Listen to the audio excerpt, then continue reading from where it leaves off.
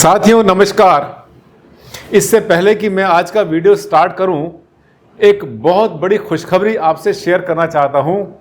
और खुशखबरी ये कि मेरे जितने भी चाहने वाले हैं, लगभग सभी चाहते हैं कि डॉक्टर आनंद भारद्वाज जी से फेस टू फेस रूबरू हों, मिलें किसी ऐसी जगह पर जहां की उनसे हम सीधी उनका दर्शन कर पाएं, उनसे मिल पाएं, उनकी बात को सुन पाएं। और वो सुनहरी मौका आ चुका है। बहुत जल्दी आपके सामने मैं वो डिस्क्लोज करने वाला हूँ, घोषणा करने वाला हूँ कि किस तरह से आपके जो सपने हैं मुझसे मिलने के पूरे होंगे। साथियों, दिसंबर के महीने में आखिरी हफ्ते में दिल्ली एनसीआर में एक बहुत बड़ा कार्यक्रम होने वाला है, जो कि नेशनल लेवल का होगा और पूरे भारत से एक अच्छे जो वास्तुशास्त्री हैं वहाँ पर आएंगे उस कार्यक्रम में। और उस कार्यक्रम के एज मुख्य अतिथि मुझे भी वहाँ पर रहना होगा और आप मेरे विचार सुनेंगे उस प्रोग्राम में। साथियों, अब तक तो आपने देखा बहुत बार मुझे, कभी टीवी चैनल पर देखते हैं, कभी सोशल मीडिया पर, कभी यूट्यूब में, और कभी कभी बहुत बड़े जो खास प्रोग्राम होते हैं सेलिब्रिटीज़ के साथ में आपने मुझे देखा है। लेकिन फेस टू फेस बिल्कुल आमने सामने जो देखने का आपको मौका मिलेगा, उसको आपने छोड़ना नहीं है। बहुत जल्दी मैं तारीख और स्थान की घोषणा भी करने वाला हूं। अगर आप मेरे वीडियो देखते हैं तो आपको बहुत जल्दी पता चलेगा। इन्हीं वीडियो के ऊपर, मैं किसी वीडियो के ऊपर डिक्लेयर करने वाला हूं आपको कि किस तरह से आपने जाना है, कहां पहुंचना है और क्या क्या वहां पर आपको मिलेगा। साथियों, मौका छोड़ना मत। और आप मेरे थ्रू अगर मेरे प्रोग्राम देखते रहते हैं, मेरे चैनल देखते रहते हैं, तो आपको उस प्रोग्राम के अंदर एंट्री के लिए कोई फीस नहीं देनी होगी। भोजन की व्यवस्था भी, दोपहर के भोजन की व्यवस्था, चाय पानी की व्यवस्था भी आपको फ्री ऑफ कॉस्ट, मुफ्त में होगी। चलिए शुरू करते हैं आज का ये खास वीडियो, जिसमें हम आपसे बात करेंगे कि पूजा स्थान में लोग क्या करते हैं। कुछ एक्सपेरिमेंट कर डालते हैं। होता क्या है कि किसी ने कुछ कहा कि ऐसा कर लो पूजा स्थान में तो आपको धन मिल जाएगा, ऐसा कर लो तो आपको हेल्थ मिल जाएगी। और हम क्या सोचते हैं कि क्या पता मिल ही जाए, और वैसा ही कर डालते हैं। आपने क्या नहीं करना पूजा स्थान में, क्या करना है क्या नहीं करना, आज के वीडियो में यही बताने वाला हूं। जानना चाहते हैं तो चलेंगे लास्ट तक इस वीडियो पर। छोटे से वीडियो में बहुत गहरी बात आपसे साझा करूंगा।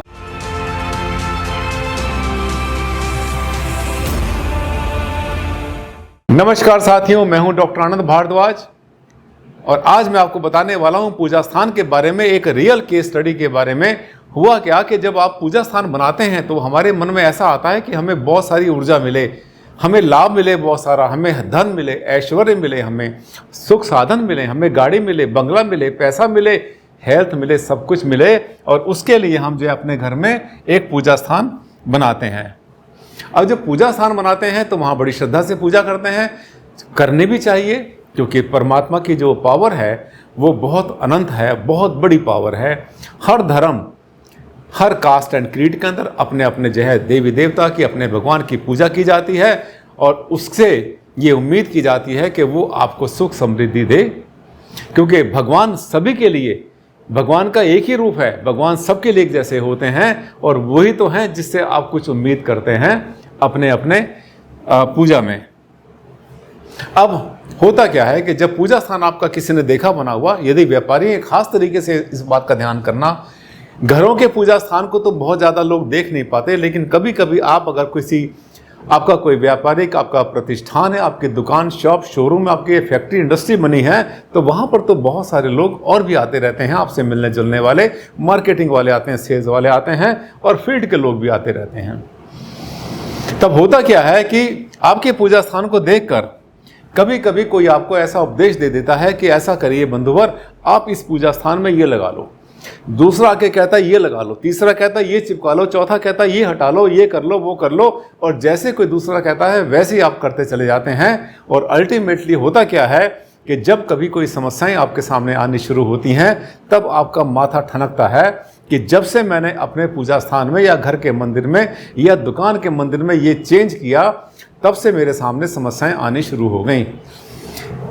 अब होता क्या है, देखिए ये पूजा स्थान बिल्कुल नॉर्मल है, इसमें कोई गलती नहीं, इसमें कोई कमी नहीं। और हाँ, ये जो पूजा स्थान है इसके ऊपर देखिए गुंबद बना हुआ है, और गुंबद को लेकर भी बहुत सारे सवाल आपके मन में आते हैं।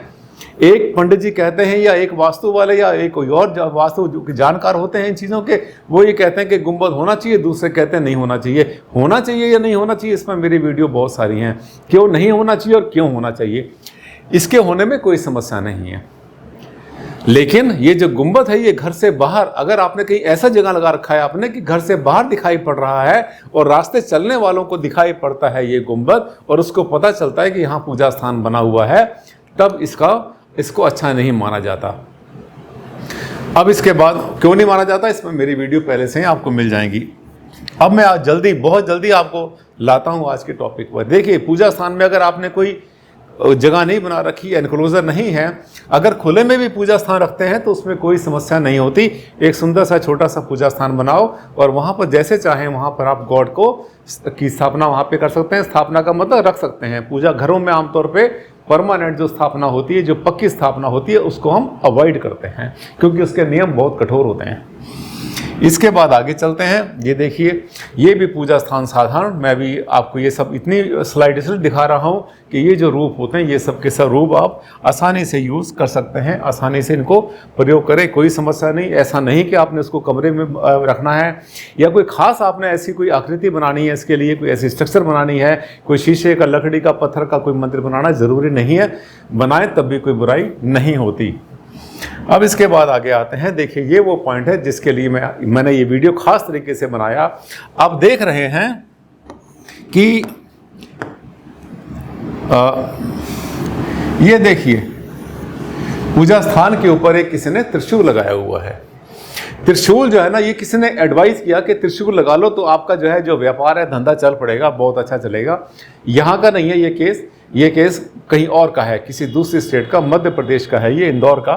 तो उन्होंने क्या किया, उनके कहने से उन्होंने जो है ये त्रिशूल लगा लिया। अब त्रिशूल क्या होता है, वैसे तो त्रिशूल के बहुत सारे गुण होते हैं। त्रिशूल क्या होता है, एक तो ईड़ा पिंगला सुषमना नाड़ी, उसके साथ इसका लिंक होता है। भगवान शिव का एक बहुत अच्छा ये प्रतीक माना जाता है।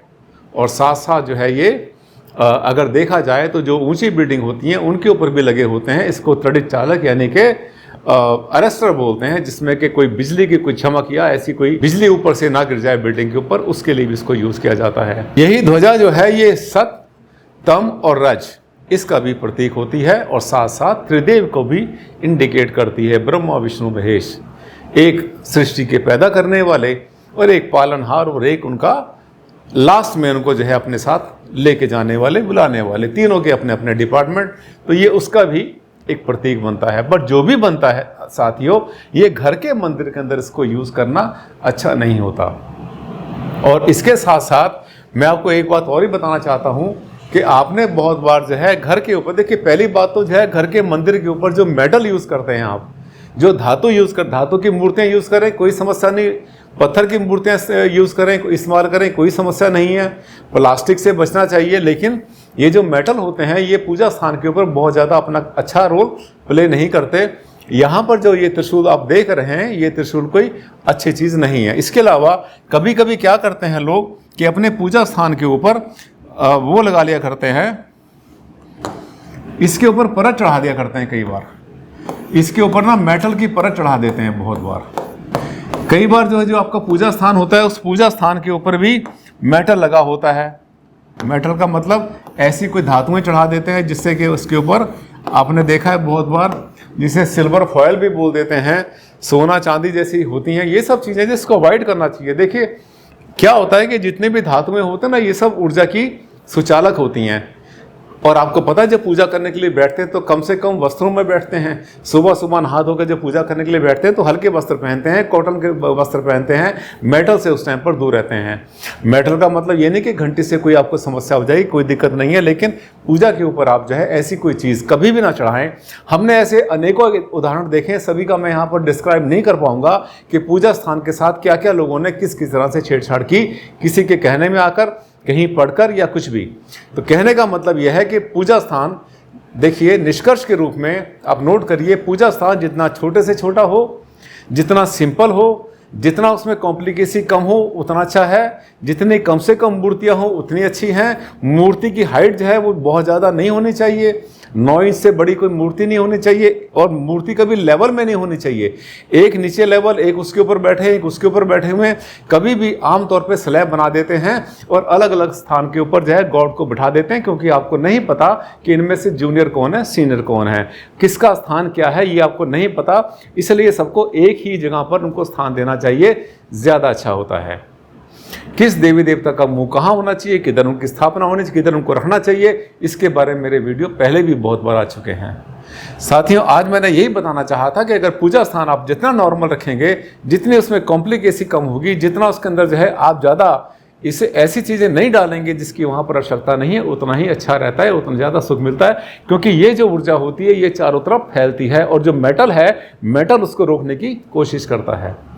लकड़ी का मंदिर, मार्बल का मंदिर बहुत अच्छा माना जाता है।